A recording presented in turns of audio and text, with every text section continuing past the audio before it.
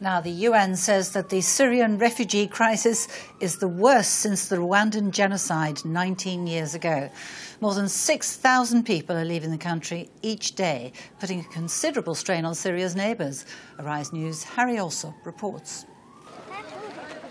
Every day, 6,000 Syrians flee the war-torn country, an exodus of people not seen since the Rwandan genocide forced hundreds of thousands of people from their homes, nearly 2 decades ago. There are now nearly 1.8 million Syrian refugees known to UNHCR in the region.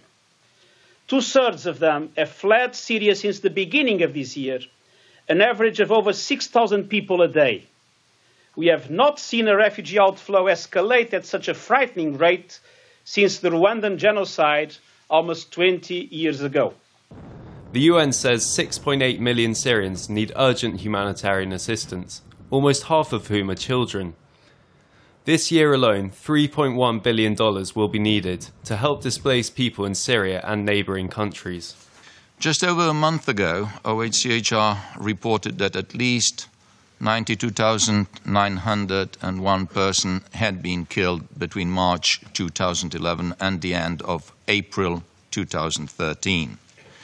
The analysis used a rigorous methodology confirming each casualty by name, place and date of death, and cross-referenced this information in at least 3 separate sources of data. US Secretary of State John Kerry is in Jordan, where more than 500,000 Syrians have fled. Officially, he's there trying to revive Israeli-Palestinian peace talks, but his trip has been overshadowed by the Syrian conflict. Looking forward to our briefings. I think we may wind up visiting one of the refugee camps as we talk about Syria. Plans to bring the opposition and the Syrian regime together have stalled, and it's unlikely the proposed Geneva peace talks will happen before September.